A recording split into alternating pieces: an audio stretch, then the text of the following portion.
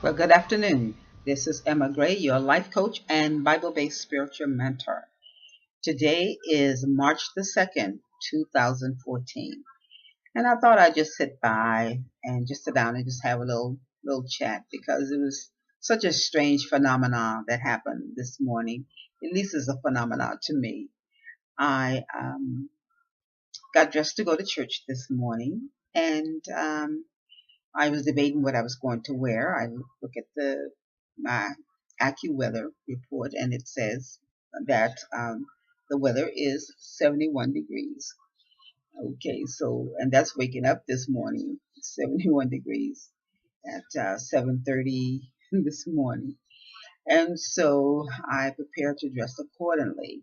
But I always kind of anticipate dress a little warm or take a shawl or something because the church is always, air conditioned, and so it's always cooler no matter what the weather is outside.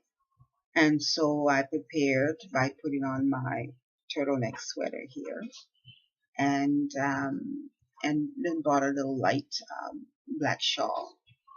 And also, it had been predicted that it was going to rain, and it was cloudy outside. And so I bought my umbrella as well. And so we proceeded to church, and you can see the rain began to, the drizzle on the windshield. So, but it had not, started at such a large magnitude. Now, our church is, we live in the southwestern part of town, and our church is considered up north. And so, as we proceeded to continue on our way to church, we went into church, and my husband had on a short sleeve, nice spring-like shirt. But like I said, I get a little cool, so I put on the turtleneck and also had the shawl. So we went into church. It was when we got out of the car, there was some wind blowing. The wind was blowing, so the temperature apparently was different up north, in the northern part of town, than where I live in the southwestern part. That's cool. It was a little cool and everything. And so we rushed into church, especially I was thinking about my husband because to me he wasn't dressed properly for the weather. And so we went in church, had a wonderful time. Church was about maybe about an hour and a half. And I tell you, when we reached the lobby, the wind and the coldness was such that everybody was either rushing out or they were staying put. Many people were not prepared for the deep weather change from 71. By the time I did get into my car, it was raining. I thank God I did take my umbrella in church with me, but the wind blew it out, inside out.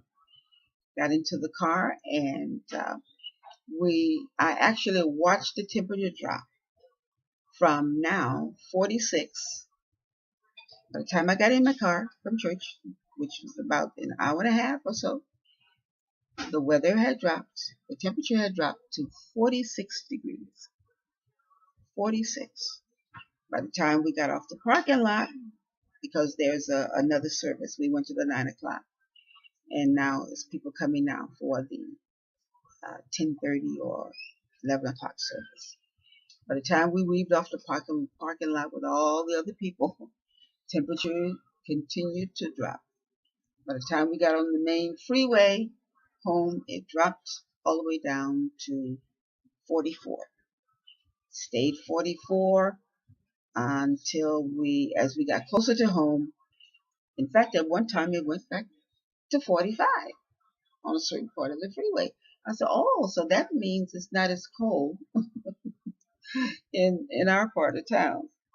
We continued to proceed home, and by the time we pulled up in our neck of the woods, in the southwestern part of town, the temperature had dropped to 41 degrees. Can you imagine leaving at 71, humid type weather, and getting back an hour and a half later, 41 degrees, windy, cold, and rainy? I'm telling you, we are living in a time when you cannot tell from 1 hour to the next what the temperature is going to be. I think a few days ago it was like 80 degrees one day, and then the next day it dropped into the 37. And so these are very poignant times that we're living in where we need to pay attention to what's happening. And I'm not a prophet of doom and doom. I'm just wanting to bring it to your attention. Uh, some strange things are happening, and that we do need to pay attention, not only to the weather, but all the different things that's happening around us who are sensitive to that and need to stay sensitive to that. And also bring to your attention that we should stay on guard, guard our hearts, our mind, our body. And it's so strange how some of the officials or people who are being aware of global change, the climate change, how they are beginning to argue among themselves as to what or who's to blame. There's one side of the equation who's saying it is mankind's fault that we are having these climatic changes in such a way that we've never seen before, and that it's going to continue to be that way as long as we continue to ignore the part that we're playing in it, our carbon footprint, or how we are not taking care of the environment or being conscientious in the way that we process fuel and energy. And then there's another part of the equation who's saying that this is nothing different, that these kinds of things has happened over a period of times, and just because we are around to see it now doesn't mean it hasn't happened before. It may have happened thousands of years ago or even a million years ago. Some believe in the ice age and all kinds of things. So there's nothing to be afraid of. Things are not getting worse. It's just that it's the season for it to happen. So regardless of what side that you're on, whether you believe that it is our fault, whether you believe it's just nothing new under the sun, that things are just happening because it's time, I believe that we should be conscientious, though, of what is happening around us. And we know that God is still on the throne. And there are certain things, though, that has been predicted that's going to happen in this earth before Jesus Christ comes. But it doesn't mean that we should be prophetically paralyzed, that you shouldn't do your part in whatever you can do to help alleviate suffering for someone or in a situation, that you shouldn't clean up behind yourself and try to be conscientious of the next person behind you in whatever that looks like to you. Picking up your trash or being conscientious on how you throw away certain items and stuff. And because God is still in control, we know that. And so whatever's going to happen is going to happen, but it doesn't mean that we get a pass card saying that there's nothing that we can do about it. As long as life lasts, we should be conscientious in where we live and how we do things. Okay. All right. So I just want to just bring that to you, how strange that was for me today, and I was so happy that I was able to have the sense enough to dress a little warm, although I was still cold. But I really felt for my husband, who didn't have a jacket on and everything.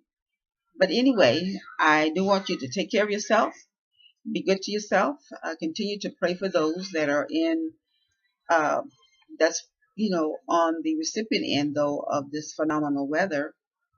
The polar vortex has wreaked the havoc in the northern states, where that air just comes down and swoops down like a monster, really, and swoops down and then curves back up, swoops in its arms certain states, and certain states are left on the peripheral of it, such as California and Nevada and all those states to the left of the map there.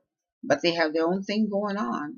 California had been in a drought for quite a while, and the seasonal rain that California gets was not happening in such a magnitude that they were declared a state being in drought, and so a lot of produce were being lost.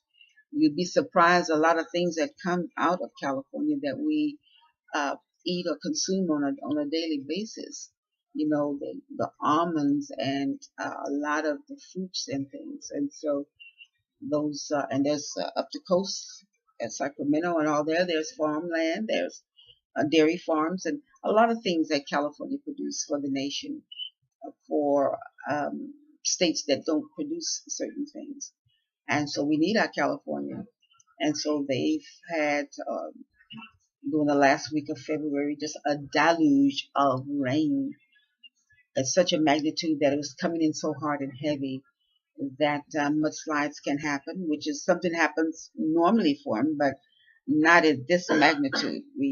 I lived in California, as I think I expressed before, for over 40 years, and so you can always count on the month of December and January for California to get its annual rainfall.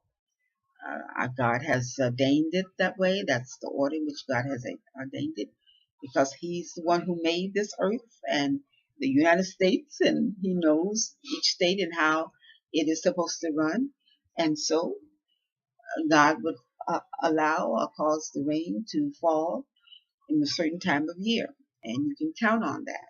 And apparently that has not been happening, but it happened, this past week. And but it came in so hard and fast. In fact, in speaking to a relative in Southern California, they let me know that they thought they saw a whale passing by because it's been raining so much. And they had a puppy that was missing, and they said they thought they saw him floating by too. That he missed the house. He was floating by so much rain, and they weren't about to go out and try to recover him because of so much rain. So let's pray for them also, because, like I said, they're already up and down the Pacific coast where there's water underground there, and I think that's why California can only take so much rain, because it's already surrounded by the Pacific Ocean, and so there has to probably a lot of groundwater under there already. But for the topsoil, you need that rain to touch the topsoil and go in and do what it needs to do to help those farmers and help California. And for those other states that are suffering from the polar vortex that seemed like it just wouldn't leave them alone, the snow is melting now, so we're going to hear about some flooding. So let's pray for one another and be conscientious of the part that you play in the environment. Although we know that God is still on the throne and He is doing what He says He's going to do and what He's going to allow and disallow, because He is sovereign and He knows the end from the beginning and the beginning from the end. But there's a part that we still must play because we live on this earth. There are things that are happening behind the scene in the supernatural world, and let us stay conscientious about that. Many people, don't seem to be conscientious about that. This is a subject that we've talked about in our small group that Chuck and I conduct here at our home. We speak about the supernatural world, and to remind ourselves that there are things that are happening behind the scene that we can't see out front. It's just like you can't see the wind, right? You can't see the air that you breathe, but you know that there's evidence, right? You can't say that there's no air. You can't say that there's no breath. Try to hold your breath for as long as you can and see how long you can do without it, without grasping for that air that you cannot see. Or when you look out and you can see the trees swaying because there's air. So the same way that there are things happening that we cannot see, but it's happening, and so we need to pay attention to that. There's good things happening, but there's evil things as well. So be conscientious, okay? All right then. So this is Emma Gray, your life coach and Bible-based spiritual mentor, coming to you on a Sunday afternoon, March the 2nd, year 2004. Again, my motto to you is be good to yourself, do love yourself, and love somebody else. Okay? You have a lovely Sunday afternoon. Talk to you soon. Bye bye.